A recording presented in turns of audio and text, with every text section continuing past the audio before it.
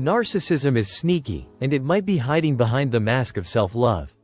In today's world, where self-care and confidence are praised, it's easy to confuse self-love with something a bit darker, narcissism.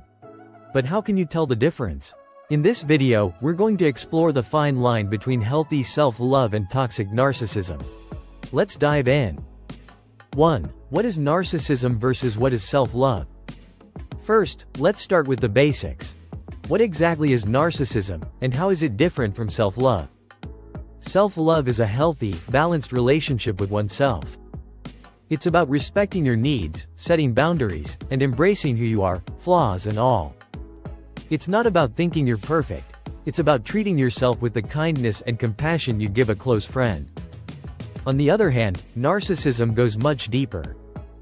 It's a personality trait, or in some cases, a disorder, where someone has an inflated sense of self-importance, a lack of empathy for others, and a deep need for admiration. Narcissists often have fragile egos that rely on external validation, while true self-love comes from inner peace and confidence. Pro tip.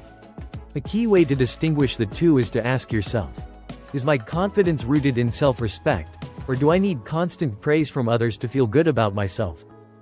2. The rise of toxic positivity and social media influence. Let's face it, in today's world, social media is a breeding ground for confusing self-love with narcissism. You've probably seen countless posts labeled #self-love, showcasing expensive vacations, flashy cars, or endless selfies. While there's nothing wrong with sharing your success or celebrating yourself, it becomes problematic when self-love is reduced to a superficial display of perfection. This brings us to the rise of toxic positivity. Social media often promotes the idea that loving yourself means always being positive, never admitting flaws, or needing constant validation from others. But in reality, self-love is far from perfect. It's about accepting your vulnerabilities and understanding that you don't need to be the center of attention to feel worthy. Question for viewers. Do you think social media has blurred the lines between self-love and narcissism? Let me know in the comments below. 3. Red flags. When self-love turns into narcissism. So, how can you tell when someone's self-love is actually narcissism in disguise? Here are a few red flags to watch out for. Constant need for admiration. Narcissists crave attention. If someone's self-care is more about getting likes, compliments, or approval than genuine inner growth, it's likely not self-love. Lack of empathy. True self-love involves respect for others, but narcissists often lack empathy. They prioritize their own needs at the expense of others and might disregard other people's feelings entirely. Entitlement and superiority. If someone believes they deserve special treatment or feel superior to others, this can be a sign of narcissism, not self-love. Self-love is humble, narcissism is arrogant. Fragile ego. People with narcissistic tendencies often react poorly to criticism. Self-love accepts imperfections, while narcissism feels threatened by them. Pro tip. A healthy self-love journey includes being able to handle constructive criticism without falling apart. 4. Healthy self-love practices. Now, let's talk about what healthy self-love looks like. Here are some key practices that can help you cultivate a strong sense of self without tipping into narcissism. Self-awareness.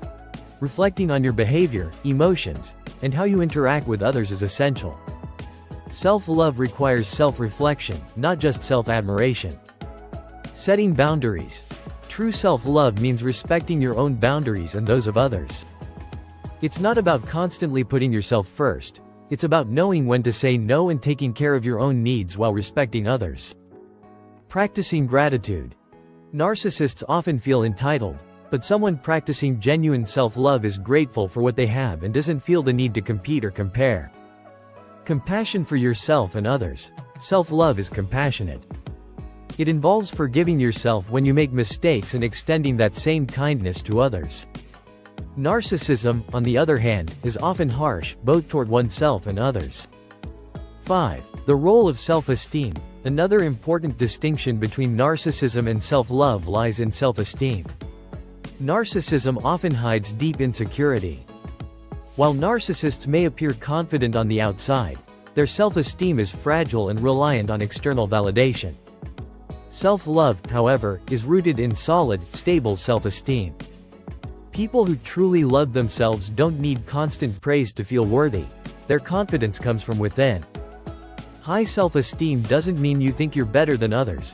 It means you're comfortable in your own skin without needing to put others down to feel good about yourself. Question for viewers. What are some practices you use to boost your self-esteem in a healthy way? Share them in the comments. 6. Narcissism in relationships. How it affects others. Let's take a look at how narcissism affects relationships. A narcissist's need for admiration and attention can take a toll on those closest to them. Relationships with narcissists often feel one-sided, where the narcissist dominates the conversation, dismisses their partner's feelings, and expects constant validation. In contrast, self-love allows for healthy, balanced relationships.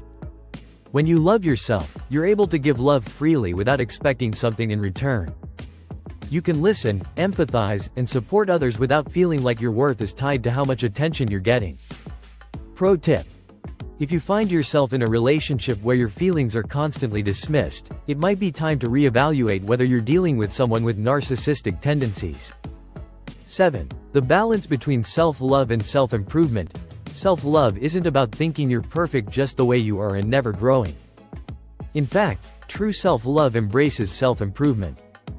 It's about recognizing areas where you can grow, learning from your mistakes, and evolving without beating yourself up in the process. Narcissists, on the other hand, are often resistant to change. They struggle to accept constructive feedback and may see any suggestion for growth as a personal attack. But in a healthy self-love journey, improvement is welcomed. It's seen as part of the process. Question for viewers. How do you balance self-love with self-improvement in your life? 8. Final thoughts. Are you practicing self-love or narcissism? So, are you practicing self-love or has narcissism crept in? It's important to reflect on your actions and motives. Are you genuinely taking care of yourself, or are you seeking validation from others? The line between the two can be thin, but by staying self-aware and practicing kindness toward yourself and others, you can ensure that your self-love stays healthy and balanced.